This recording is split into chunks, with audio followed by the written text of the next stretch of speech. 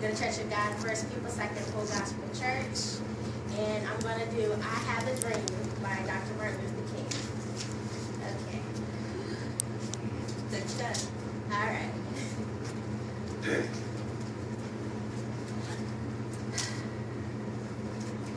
I am happy to join with you today in what will go down in history as the greatest demonstration for freedom in the history of our nation. 50 years ago, a great American, in whose symbolic shadow we stand today, signed the Emancipation Proclamation. This momentous decree came as a great beacon light of hope to millions of Negro slaves who have been seared in the flames of withering injustice. It came as a joyous daybreak to end the long night of their captivity.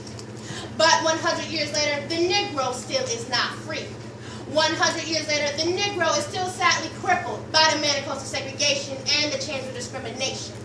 100 years later, the Negro still lives on a lonely island of poverty in the midst of a vast ocean of material prosperity. 100 years later, the Negro still languishes in the corners of American society and finds himself in exile in his own land. And so we've come here today to dramatize a shameful condition. In a sense, we've come to our nation's capital to cash a check. When the architects of our republic wrote the magnificent words of the Constitution and the Declaration of Independence, they were signing a promissory note to which every American was to fall heir. This note was a promise to all men, yes, black men as well as white men, will be guaranteed the unalienable rights of life, liberty, and the pursuit of happiness. It is obvious today that America has defaulted on this promissory note, insofar as certain citizens of color are concerned. In this scarce obligation, America has given the Negro people a bad check. A check was come back marked insufficient funds. But we refuse to believe that the Bank of Justice is bankrupt. We refuse to believe that there are insufficient funds and great possible opportunity of this nation. And so we come here today to cash this check. Yes. A check that goes upon the man the riches of freedom and the security of justice. All right. We have also come to this hollow spot to remind America of the fierce urgency of now. This is no time to engage in the luxury of cooling off or to take the tranquilizing drug of gradualism. Now is the time to make real the promises of democracy. Now is the time to rise from the dark and desolate valley of segregation to the sunlit path of racial justice. Yes. Now is the time to rise from the quicksands of racial injustice to the solid rock of brotherhood. Yes. Now is the time to make justice a reality for all of God's people. Yes. It will be fair for the nation to overlook the urgency of the moment. This sweltering summer of the Negro's legitimate discontent will not end until the invigorating autumn of freedom and equality. 1963 is not an end, but a beginning. And those who hope that the Negro needed to blow off steam and will be content will have a rude awakening and the nation returns to business as usual. The whirlwinds of revolt will continue to shake the nation from its bright nation until the bright day of justice emerges. But there is something I must say to my people, which stand on one threshold which leads into the palace of justice. In the process of gaining its rightful place, let us not be guilty of wrongful deeds. Let us not seek to satisfy our thirst for freedom by drinking from the cup of bitterness and hatred. We must forever conduct our struggle on a high plane of dignity and discipline. We must not allow our creative protest to degenerate into physical violence. Again and again, we must rise to majestic heights, meeting physical force with soul force.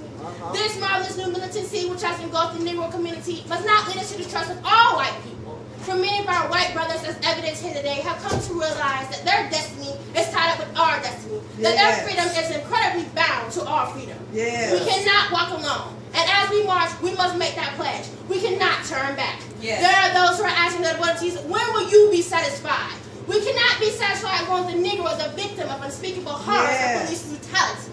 We cannot be satisfied as long as our bodies, heavy with fatigue and travel, cannot gain lodging in the motels and highways and byways and the hotels of the cities. We cannot be satisfied as long as the Negro's basic mobility is from a smaller ghetto to a larger one. We cannot be satisfied as long as our children are stripped of their selfhood and of their dignity by signs stating, for whites only. We cannot be satisfied as long as the Negro of Mississippi cannot vote and the Negro of New York has nothing which to vote. No, we are not satisfied until justice roll down like waters and righteousness like a mighty stream. I am not unmindful that some of you have come here today. Some of you have come from great trials and tribulations. Some of you have come from great, fresh, and narrow jail cells. Some of you have come where your quest for freedom has left you battered by the storms of persecution and staggered by the winds of police brutality. You have been veterans of creating suffering.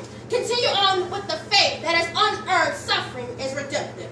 Go back to Mississippi. Go Louisiana. Go back to South Carolina. Go back to Georgia. Go back to the slums and ghettos of our northern cities, knowing that somehow this situation can and will be changed. Let us not wallow in the valley of despair. I say to you today, my friends. Even though we face the difficulties of today and tomorrow, I still have a dream. Yes. It is a dream deeply rooted in the American dream.